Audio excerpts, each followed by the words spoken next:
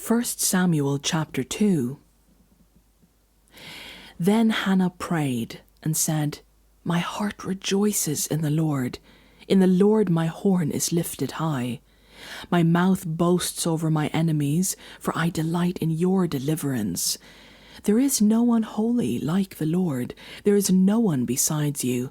There is no rock like our God. Do not keep talking so proudly, or let your mouth speak such arrogance. For the Lord is a God who knows, and by him deeds are weighed. The bows of the warriors are broken, but those who stumbled are armed with strength.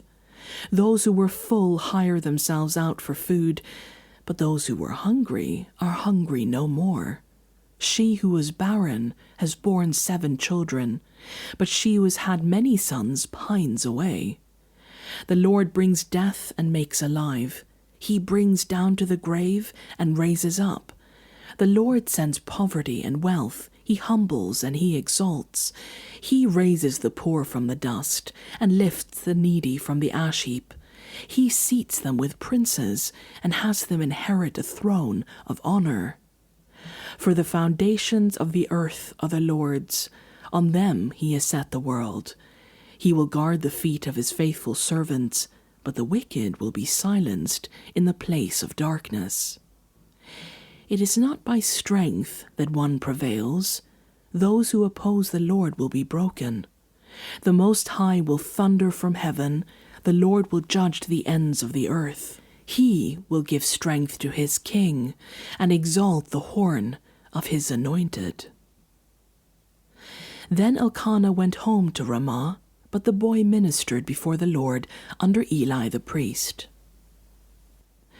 Eli's sons were scoundrels. They had no regard for the Lord.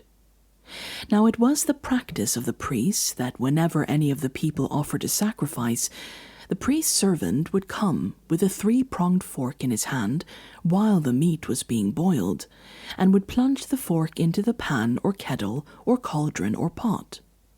Whatever the fork brought up, the priest would take for himself. This is how they treated all the Israelites who came to Shiloh. But even before the fat was burned, the priest's servant would come and say to the person who was sacrificing, "Give the priest some meat to roast. He won't accept boiled meat from you, but only raw." If the person said to him, "Let the fat be burned first, and then take whatever you want," the servant would answer, "No, hand it over now. If you don't, I'll take it by force." This sin of the young men was very great in the Lord's sight, for they were treating the Lord's offering with contempt. But Samuel was ministering before the Lord, a boy wearing a linen ephod. Each year his mother made him a little robe and took it to him when she went up with her husband to offer the annual sacrifice. Eli would bless Elkanah and his wife, saying, "May the Lord give you children by this woman to take the place of the one she prayed for and gave to the Lord." Then they would go home. And the Lord was gracious to Hannah.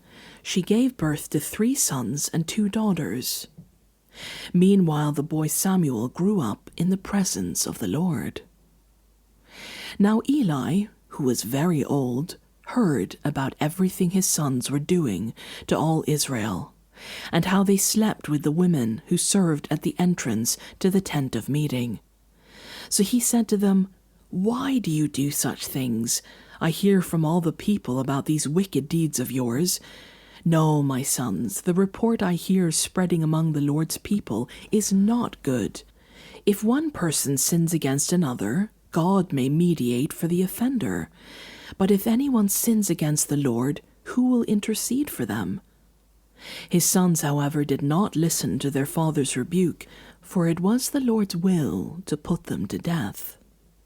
And the boy Samuel continued to grow in stature and in favor with the Lord and with people. Now a man of God came to Eli and said to him, "This is what the Lord says. Did I not clearly reveal myself to your ancestors' family when they were in Egypt under Pharaoh? I chose your ancestor out of all the tribes of Israel to be my priest, to go up to my altar, to burn incense, and to wear an ephod in my presence. I also gave your ancestors' family all the food offerings presented by the Israelites. Why do you scorn my sacrifice and offering that I prescribed for my dwelling? Why do you honor your sons more than me by fattening yourselves on the choice parts of every offering made by my people Israel? Therefore, the Lord, the God of Israel, declares, I promised that members of your family would minister before me forever, but now the Lord declares, far be it from me. Those who honor me I will honor, but those who despise me will be disdained. The time is coming when I will cut short your strength and the strength of your priestly house, so that no one in it will reach old age, and you will see distress in my dwelling.